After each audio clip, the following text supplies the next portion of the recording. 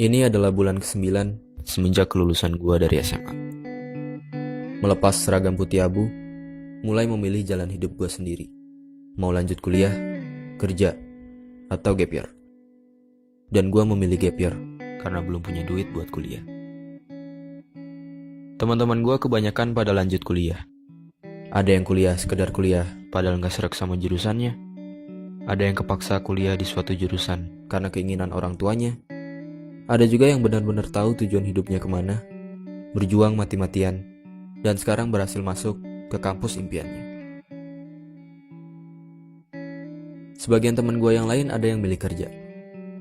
Ada yang sekarang udah kerja di bank, tiap hari snapgramnya ngitungin duit orang. Ada yang gak sengaja ketemu di minimarket, rupanya sekarang dia jadi pelayan tokonya. Ada juga teman-teman gue yang memilih jadi abdi negara, dan sekarang kalau kemana-mana, mereka pakai seragam yang keren-keren. Sementara itu gue yang menunda kuliah, di tengah jalan mulai berpikir, apakah gue gak sebaiknya nyari kerjaan tetap aja? Karena menunda kuliah ternyata gak semudah yang dibayangkan. Gue harus siap menerima paradigma orang-orang ketika menjawab pertanyaan, sekarang kuliah di mana? Gue juga harus siap menahan rasa kecewa ketika melihat orang-orang yang lebih berhasil daripada gue. Gue harus tetap optimis kalau gue bisa kuliah, walaupun kenyataannya keluarga gue lagi susah. Dan gue harus tetap belajar, walaupun rasanya gue mau nangis. Melihat kedua orang tua yang masih bekerja di usia senja, demi mewujudkan cita-cita anaknya. Akhirnya yang gue lakukan adalah belajar sambil kerja. Kerja apa aja yang gue bisa. Gue bisa ngedit video, gue manfaatin buat ikutan lomba-lomba video di internet. Gue bikin video-video pernikahan. Gue juga jadi freelancer, ngerjain tugas kuliah orang-orang. Dan dari usaha-usaha itu, gue dapet hasil yang lumayan. Ya, meskipun hasilnya gak pernah terkumpul buat biaya kuliah dan selalu habis buat kebutuhan rumah. Tapi gue bersyukur, seenggaknya letih yang orang tua gue rasakan, sekarang bebannya telah berkurang. Dan keringat yang bercucuran kini berganti dengan senyuman. Kehidupan setelah SMA membuka mata gue bahwa hidup sejatinya adalah seni memilih. Memilih mana yang mendingan. Karena pilihan apapun yang akan kita ambil, ingatlah bahwa tidak ada pilihan yang benar-benar sempurna.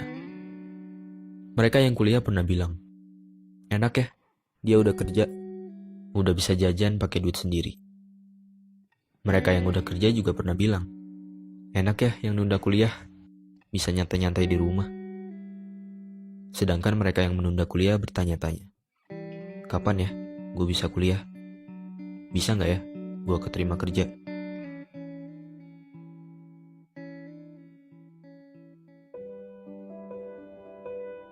Untuk orang-orang yang sedang mengemban ilmu di bangku kuliah, sadarlah, banyak orang-orang yang tidak seberuntung kamu. Jangan menyia-nyiakan kesempatan yang kamu dapatkan. Tetap semangat, walau jurusan atau kampus yang kamu dapat tak sesuai keinginan. Dan jangan terus-terusan mengeluh atas tugas-tugas yang menumpuk berlebihan. Karena ingatlah, tugas-tugasmu itu tak sebanding dengan kerja keras orang tua yang membesarkan kamu. Untuk orang-orang yang sedang merasakan letihnya bekerja, berhentilah membanding-bandingkan hidupmu dengan orang lain. Karena manusia itu memandang dan dipandang. Ketika kamu melihat mereka, kamu merasa mereka adalah orang yang paling bahagia. Padahal ketika mereka melihat kamu, mereka merasa justru kamulah orang yang paling bahagia. Tanpa kamu dan mereka ketahui bahwa masing-masing sebenarnya punya kesedihan yang tak diperlihatkan.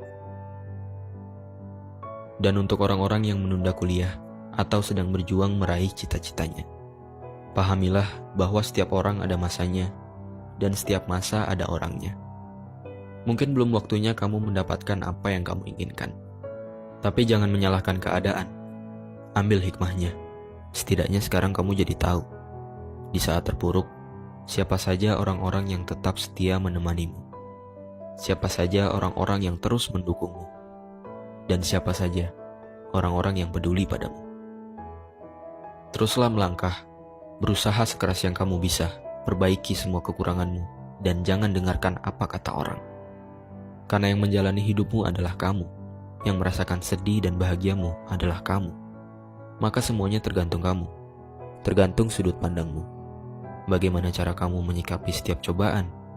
Apakah dengan bersedih, berlarut-larut, atau malah bersyukur atas pelajaran yang kamu dapatkan, dan berusaha bangkit dari keterpurukan? Dan berdoalah, minta kepadanya supaya kamu cepat bertemu dengan waktu. Waktu yang tepat di saat impianmu terwujud, waktu yang indah di saat kebahagiaan menyertaimu, dan waktu yang sempurna di saat ayah dan ibu berkata, "Kami bangga padamu."